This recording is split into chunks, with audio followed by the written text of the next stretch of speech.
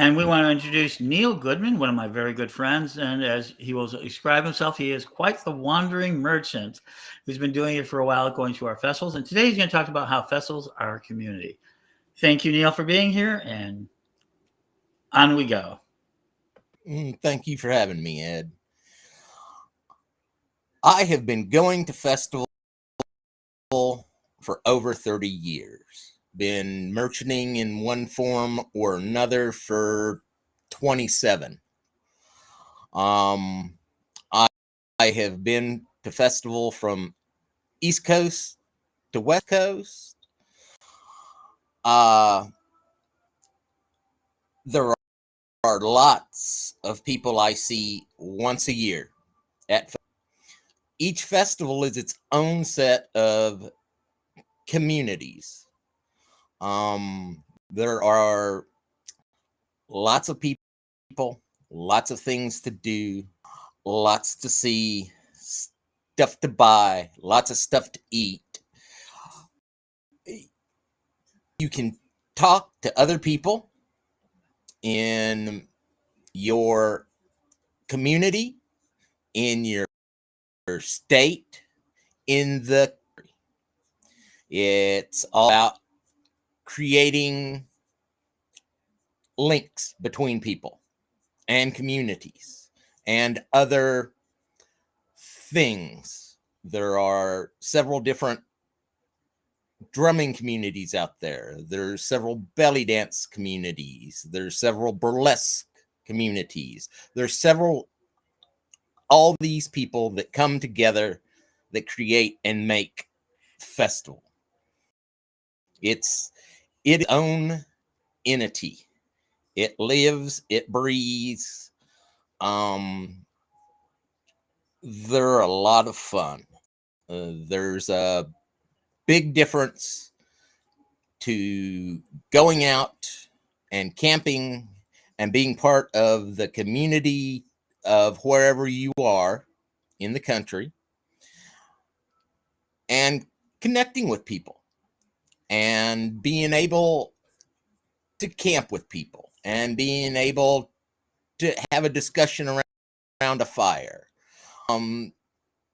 You may run into one of your speakers that are there. There, a lot of the times, people come just to see one person or one band, whatever, in the festival. But it's all about building community and setting down and talking with people. That's all it is. You want to have a good time. It is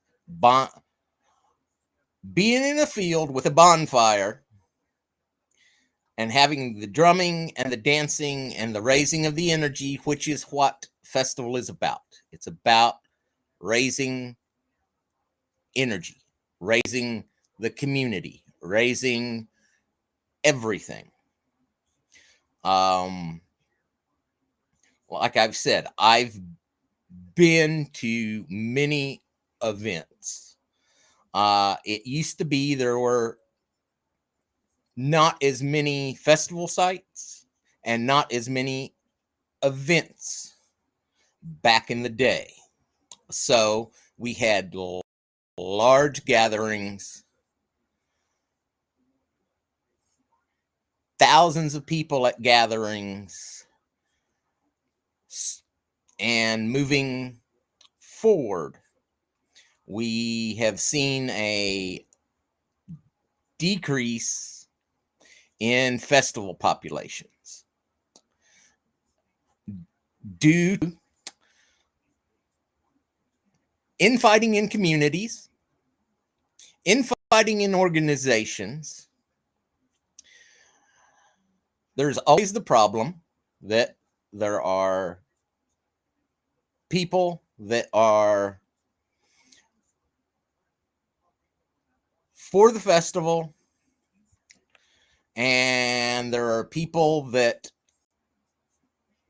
do the work, and then there's the other set that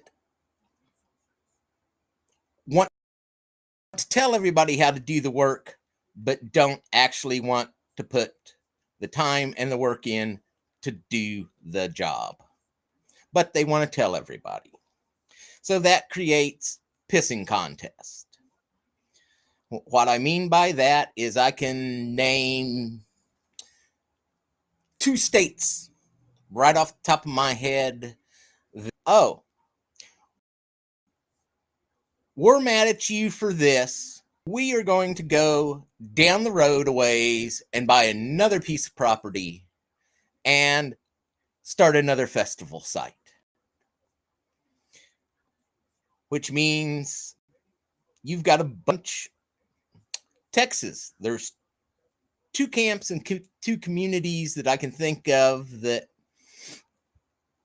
they split from each other.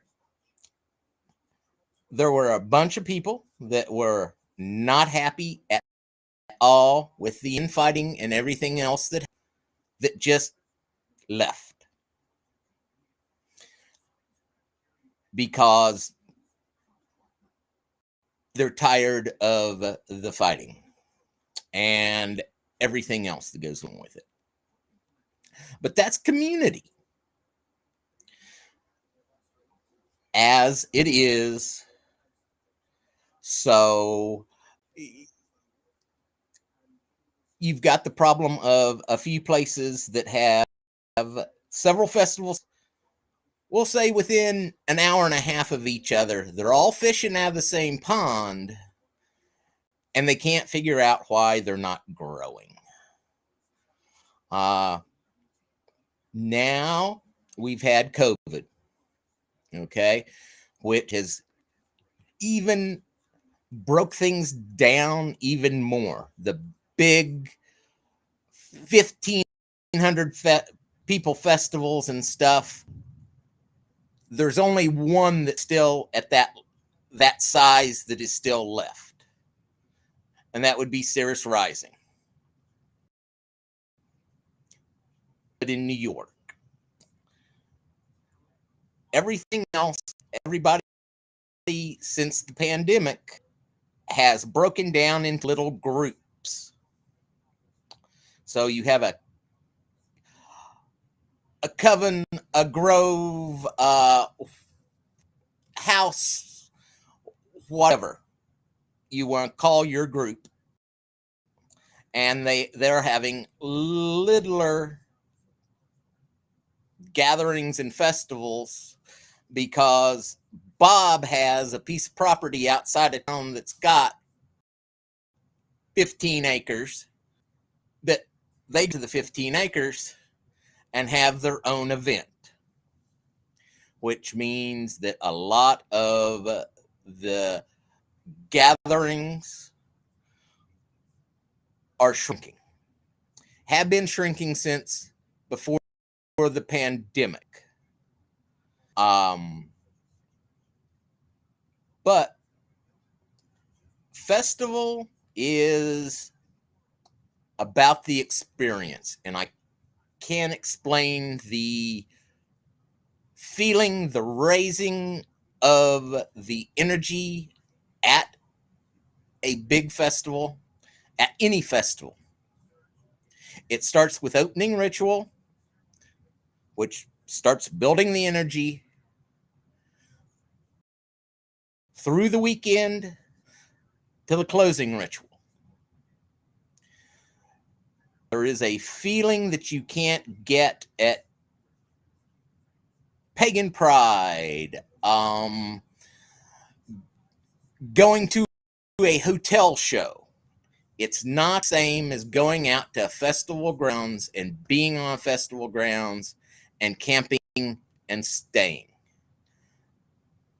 The energy, the everything changes for the better. And you've got lots of people that are talking, getting together, and things. There's several different groups inside the festival community. There's the merchants, which I am, and it's back to some of us run the country. Some of us see each other once or twice a year. Another group is the musicians. They do the same thing. So the speakers, because we all run the same sets of circuit. So we have communities inside of communities, inside of communities, and other communities building that. There is a bunch of networking, finding people, talking to people. At festival, yeah, you can run into Ginger Doss and you love her music and all of that. You can sit down, have a conversation with them. You can sit down with Byron Ballard and have a conversation. Or you have seen something, you've read something, whatever, and you ask them their opinion on it, or you ask them to clarify what said to get a better understanding if you're not understanding where they're coming from and what they're doing. There is a difference. The way I see it is there's two groups. There is the redneck country pagans, which I fall in, and then you have city pagans. The redneck country pagans are the ones that are for and do attend festival.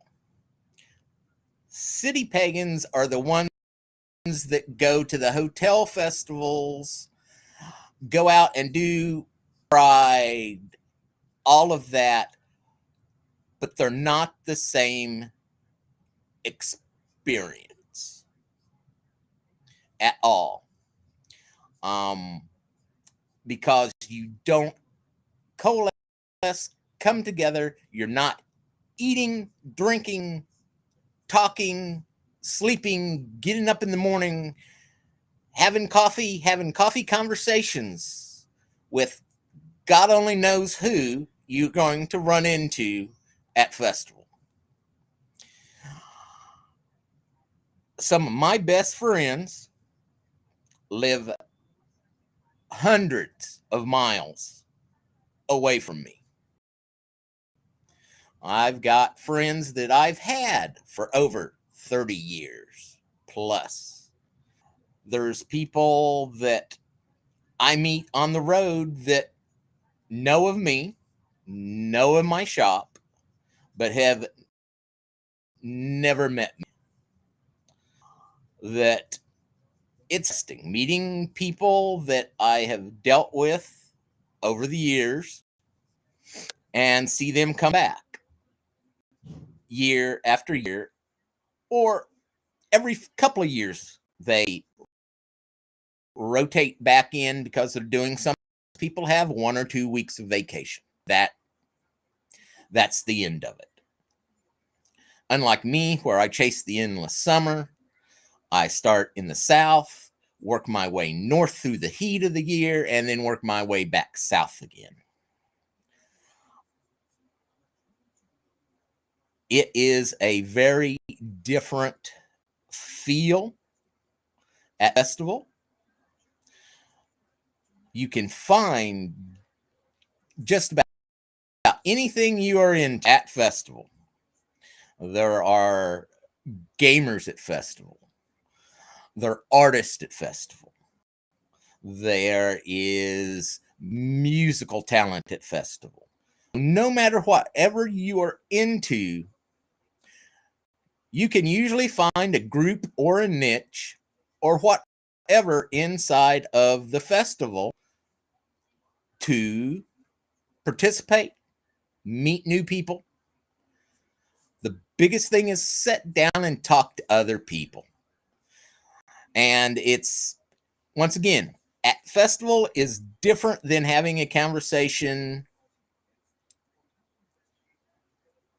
at the coffee house. Because at the end, everybody packs up and goes home. Festival, things cook. So, you have a discussion with somebody and you're thinking later, and it's like, well, I have these questions now. Let me go ask these questions of the person, the group, whatever. So, it makes for a lot of FaceTime. Most festivals have their speakers, they have their workshops, they have everything else. There's music, there's questions, all of that. And there are lots of communities inside of the festivals. They're a lot of fun. I have chose to live my life this way. I am a modern day Viking, trader, pirate, whatever you want to call it, trader, business person, whatever. But instead of using the rivers and oceans, I use ribbons of concrete to get places across the country. And there is a difference between each region of the country, depending on where you're at, the feel, the people. Each area in the country is different. Different things sell, different things. There's different talks. There's different everything between the different regions of the country. It's just a interesting going out and finding people. And that's what you're doing, is you're making connections, you're building connections. A lot of the time, like me, I am out of Kansas City. Camp Gaia Retreat Center is where I started. That's what got me into this life. And it's local camp that everybody gets to create.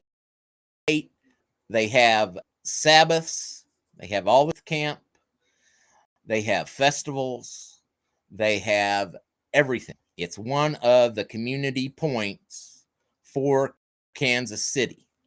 And several different communities come together and have one festival at the end of the year, which is Labor Day weekend, which they invite all the different groups, organizations, and stuff to come out and have a weekend where all the different groups, all the people can get to know each other. More networking, more building of the communities, more cross-pollination. That's what it is. It's cross-pollination of different groups, different people, different ideas, different theologies, different lives that all come together to celebrate the diversity in the community. Find some more friends. You don't have many friends. You don't know where to go and get whatever you need. If you go to a festival, you can usually find resources. People groups communicating to find other like-minded people and everything else near your own community, the regional community, the national community, the worldwide community, which is a lot of what the speakers, the bands, and everything are worldwide. There are lots of that come for the first time and go, oh my God, I had no idea that's what happened here. There's people that think it's because of all the workshops and everything else, it's a rigid, these workshops, you get your lunch break, your dinner break, there's the entertainment for the evening, there's the bonfire, there's what. Yes, but there's lots and lots of downtime in between that. You do not want to do every workshop at a festival. Some of them won't interest you. Some of them will. Some things may catch your eye that you didn't even know existed out there. So go to festival. I understand for a lot of people, it's back to the redneck country pagan versus most of city people do not have the money, space, which is the bigger thing, to have everything and camp. Tents, sleeping bags, chairs, stoves, everything else. They just do not have room the way things now in living spaces. Storage is going down and it's expensive, especially for a lot of people that, they'll go rent a storage unit. That's expensive. So it comes down to there are places that have cabins have beds for rent that you can go to the gathering. You bring bedding, you bring your food. That's it. They have housing, they have beds, they have all the infrastructure you need. Now, a lot of this rent out really fast because of that, because you don't have to bring everything to live, then set your house up, fill your house, and then at the end of the weekend, tear it all down and leave. So that's one of the things speakers and bands and other acts usually don't have to worry about it because they're usually put up at the festival they're going to. That's how they get away and do it. Over the years, I've seen everything from what I started out with, which is camping equipment, Boy Scout equipment, other things that we have doctored to make work for the situation we were in. Now it's all there is. Everything in the world out there you can buy, want. They even have the last tent I bought has an air conditioner flap in it to put an air conditioning unit inside of the tent.